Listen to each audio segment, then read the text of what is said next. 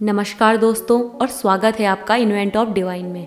तो दोस्तों, प्रकृति के नियम भी अद्भुत हैं कि कोई भी जीव इस धरती में जन्म लेता है तो वह किसी न किसी के सहारे जीवित रहता है, यानी कि वह किसी न किसी को अपना भोजन बनाता है। तो दोस्तों, यह पहले से ही तय है कि किसी भी जीव को जीने के लिए किसी और को अपना भोजन बनाना पड़ता है। तो दोस्तों, बात करते हैं आजकल की भागदौड़ भरी जिंदगी में लोग मांसाहारी भोजन की ओर अपना रुझान बढ़ा रहे हैं, लेकिन कहीं ना कहीं लोगों के मन में यह शंका जरूर रहती है कि मांसाहारी भोजन करना पाप है या पुण्य। तो दोस्तों, आज यह वीडियो हम आपके लिए लेकर आए हैं जिससे आपको पता चल जाएगा कि धर्मशास्त्रों के अनुसार मांस खाना पाप है या पुण्य। तो वीडियो के अंत तक जरूर बने रहिए। तो करते हैं वीडियो की शुरुआत। दोस्तों, वैसे तो भोजन में हमें क्या खाना है क्या नहीं, यह मनुष्य की अपनी राय है। और अगर बात करें मांसाहारी लोग और शाकाहारी लोग, तो उन दोनों की राय बिल्कुल अलग अलग होती है और यही बात आजकल बहस का विषय बन चुकी है। लेकिन दोस्तों,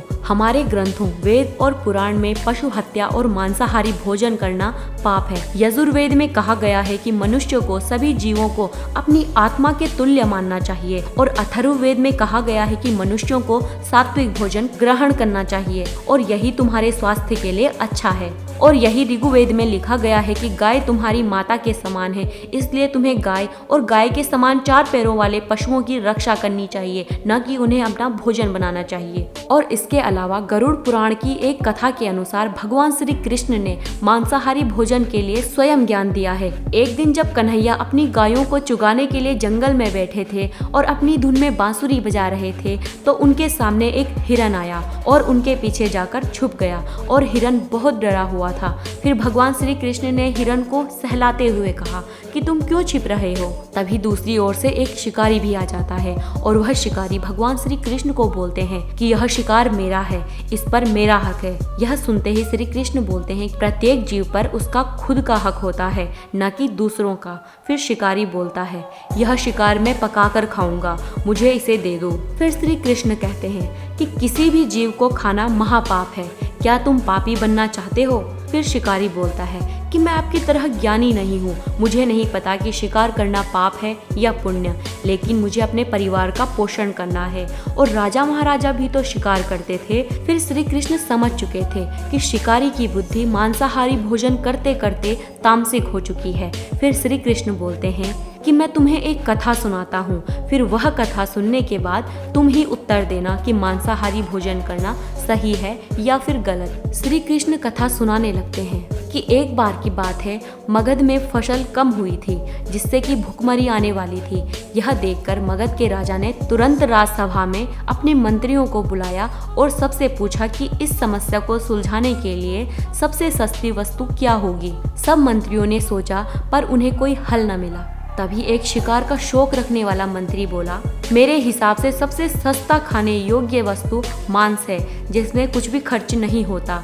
यह बात सुनते ही और भी सामंतों ने अपनी सहमति दे दी, परंतु इस बात को सुनकर प्रधानमंत्री चुप थे। प्रधानमंत्री को चुप देखते हुए राजा ने पूछा, आप चुप क्यों हैं? तो प्रधानमंत्री बोले कि मैं यह नहीं मानता कि मांस सबसे सस्ता भोजन है, फिर भी मैं इस विषय में कल अपने विचार रखूंगा। फिर रात को प्रधानमंत्री उस मंत्री के घर पहुंचे जिसने मांस को सबसे सस्ता भोजन बताया था।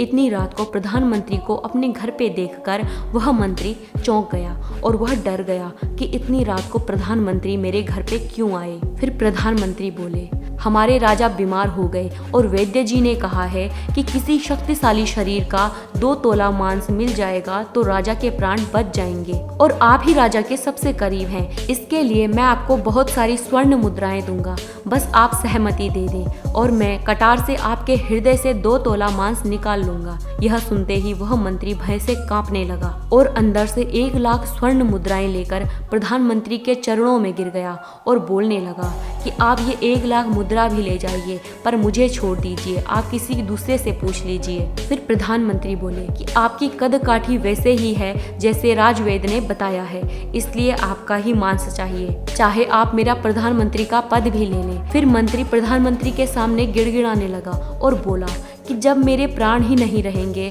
तो मैं प्रधानमंत्री क्या, अगर मुझे राजा का पद भी मिल जाएगा तो मैं उस पद का क्या करूँगा।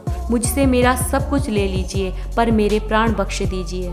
और यह बोलते ही मंत्री वहाँ से भाग गए। तभी प्रधानमंत्री बोले कि आपको भागने की जरूरत नहीं है, मैं किसी और से पूछ लेता हूँ। फिर प्रधानमंत्री स्वर्ण मुद्राएं लेकर सारे सामंतों के घर पर पहुँचे और यही बात कही, परंतु कोई भी सामंत अपने शरीर का मांस देने के लिए सहमत नहीं हुआ, बल्कि अपनी सारी संपत्ति देने के लिए तैयार हो गए। और ऐसे ही प्रधानमंत्री ने रातों रात 1 करोड़ स्वर्ण मुद्राएं जमा कर ली। अगले दिन राज्यसभा में सब आ चुके थे और राजा का स्वास्थ्य पता करने के लिए बेचैन थे, लेकिन किसी ने भी रात का जिक्र एक दूसरे से नहीं किया। फिर कुछ समय पश्चात राजा अपने सिंहासन में बैठे। फिर सभी मंत्रियों ने देखा कि राजा तो स्वस्थ बैठे हैं, तो सभी समझ गए कि प्रधानमंत्री ने रात को झूठ बोला था। तभी प्रधानमंत्री वहां आए और राजा के सामने 1 करोड़ स्वर्ण मुद्राएं रख दी। फिर राजा ने पूछा कि यह सब किसके लिए है। फिर प्रधानमंत्री बोले कि महाराज, मैंने सिर्फ 2 तोले मांस के लिए इतनी धनराशि जमा कर ली है, लेकिन 2 तोला मांस नहीं मिल पाया।